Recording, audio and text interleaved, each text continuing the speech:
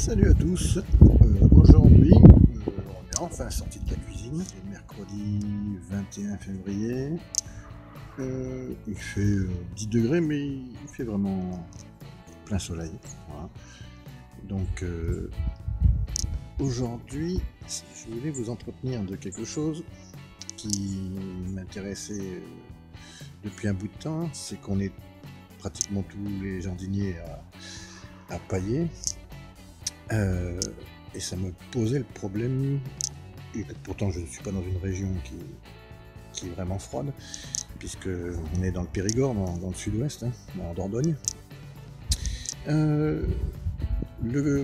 La question, bon, vous voyez qu'en bas, j'ai fait ici nous avons du BRF ou du bois broyé, voilà, dans mes planches d'en bas. Ici, j'ai des feuilles mortes. Voilà, tous les carrés sont en feuilles mortes. Là où vous voyez l'ail, l'oignon, l'échalote qui est en train de pousser, c'est de la paille. Donc voilà, j'ai en fin de compte paille aux feuilles. Et j'ai regardé la vidéo de Denis Loessens, que je vous conseille d'aller voir aussi, qui parlait justement est-ce qu'il faut dépailler ou faire quelque chose pour faire réchauffer son sol au printemps. Alors, la question elle est pas facile. Lui, il a déduit ses propres conclusions. Apparemment, avec du voile de forçage, là, ce qu'on appelle du P17, qui est donc là, je crois. Voilà. Alors, celui-là, c'est un basique. Il y a encore celui du P30. Bon, on s'en fout de la marque, mais c'est du 30. C'est 30 grammes au mètre carré. Donc, c'est pas du P17, c'est du P30. Donc, vous voyez, le voile de forçage. Et lui, on a déduit que le voile de forçage était le meilleur moyen en gardant son paillage. Son paillage, je crois qu'il a de la paille, une bonne couche de paille.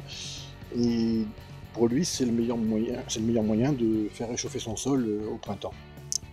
Alors, c'est pas que je ne crois pas, loin de là. Il a sûrement de bonnes raisons de dire ça, il a sûrement fait des essais. Mais au point de vue essai, justement, je me suis dit, j'aimerais bien savoir qu'est-ce qui est le mieux pour réchauffer son sol. Est-ce qu'il faut vraiment dépailler, laisser la paille et mettre quelque chose dessus? Alors, pour pas être toujours dans le questionnement, je me suis dit, bah, t'as qu'à le faire. Donc, ce test qui commence donc aujourd'hui, puisque vous voyez déjà j'ai installé une petite bâche transparente sur. Envoyez-moi ici tous mes bacs sont, voilà, de là à là sont en 4 mètres par 1. Voilà, ceux-là sont donc aussi 4 mètres par 4. Voilà, donc quand je fais une bande comme ça, j'ai donc 4 mètres carrés, 4 mètres carrés, et ça c'est 2 mètres carrés, 2 mètres par 1 mètre, et là du coup il me reste aussi 2 mètres là-bas. Donc pour faire mes essais, j'ai essayé de trouver une parcelle que je vais pas trop me servir rapidement. J'en ai d'autres des parcelles, voilà, il y en a partout. Donc j'ai de la place, enfin, j'ai en gros 100 mètres carrés, mais bon, cultivable, mais bon. Donc pour faire mes essais, je voulais que ce soit à peu près au même endroit, donc là ça prend quoi, 4 mètres, enfin on est sur 16 mètres carrés. Mais je voulais faire des bandes, voilà, comme là, donc 4 mètres, et essayer sous une bâche transparente au début de mettre ou de pas mettre, donc de mettre un paillage ou de pas en mettre. Alors je sais pas si vous voyez à travers, mais là, ici, si on s'approche, ici j'ai 1 mètre carré de feuilles, ici j'ai 1 mètre carré où il n'y a rien, c'est-à-dire sol nu. Ici, 1 mètre carré de paille. Et ici, 1 mètre carré de compost, 3 cm de compost. Voilà. Alors, ça c'est sous la bâche plastique. Maintenant, comme Denis Loessens, lui il fait avec du P17, je me suis dit bon bah on va aussi faire du P17. Donc j'ai la même parcelle ici, comme vous voyez, que je vais recouvrir dans 5 minutes, là, après la vidéo. Donc ici on est nu, terre nue. Là on est 3 cm de compost. Là on est 5 cm de paille, ou 7 cm de paille. Et là, idem, 7 cm de feuilles. Donc toute cette rangée, voilà, sera mise sous P17. Voilà. Et, pour que ce soit toujours au même endroit à peu près, avec le même ensoleillement, entre, donc, ici, dans les 2 mètres qui me restent ici, plus les 2 mètres qui me restent là, on va faire la même chose que là et là, c'est-à-dire 1 mètre carré de feuilles, 1 mètre carré où il n'y a rien, une terre nue, 1 mètre carré de paille, 1 mètre carré de compost 3 cm. Qu'est-ce que je voulais dire d'autre à part ça?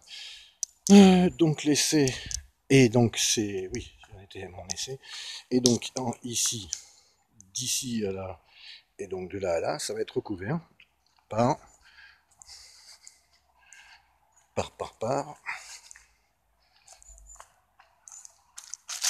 la bâche noire. Voilà. Alors une bâche noire, j'ai pris pas une base d'ensilage, j'ai pris un bas de gamme assez simple.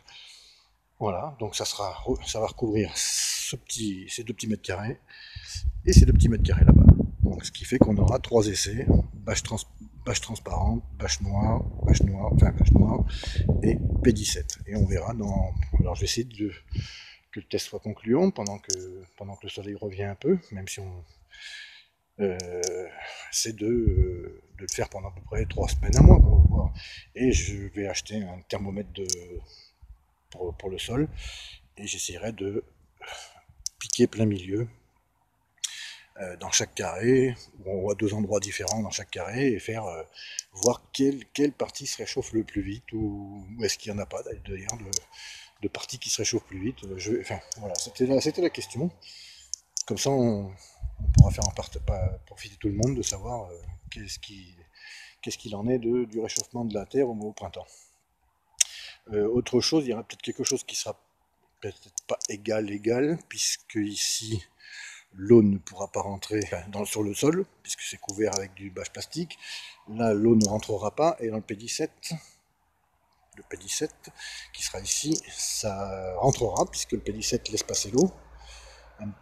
Donc l'eau froide qui tombe en février-mars, ça sera peut-être pas égal, parce que ça aura tendance à peut-être à refroidir, mais bon, on estimera que les jours de chaleur, si c'est plus puissant, font le même effet. Donc voilà, c'est le petit test de l'année pour moi, parce que bon, quand on débute ou quand on peut se poser des questions, on n'a pas toujours les réponses. Donc moi je ne m'en tiens pas à ce qu'on me dit, je ne m'en tiens pas à ce qu'on me fait voir ou n'importe quoi. Moi je teste moi-même, comme ça, au moins je suis sûr de ce que je dis. Voilà, sinon pas grand chose d'autre au jardin, à part les échalotes. Bon, j'ai un petit carré là-bas de. J'ai fait un peu le malin, j'ai planté des oignons rouges au mois de décembre. Bon, tout est planté au mois de décembre là. Donc on a de l'ail. On a de l'ail qui est déjà au moins 30 ou 40, ouais, 30 cm de haut. Pareil, planté au mois de décembre pour faire des essais. Bon, on peut planter au mois d'octobre, hein, c'est pas le problème, mais au mois de décembre, c'est ce qu'il fallait pas faire, mais bon, je l'ai fait quand même. Voilà. Et ça pousse, donc on verra bien que la terre est bien généreuse. Donc pour revenir à l'essai, donc je vous donnerai les résultats dans un mois, le temps que ça se fasse.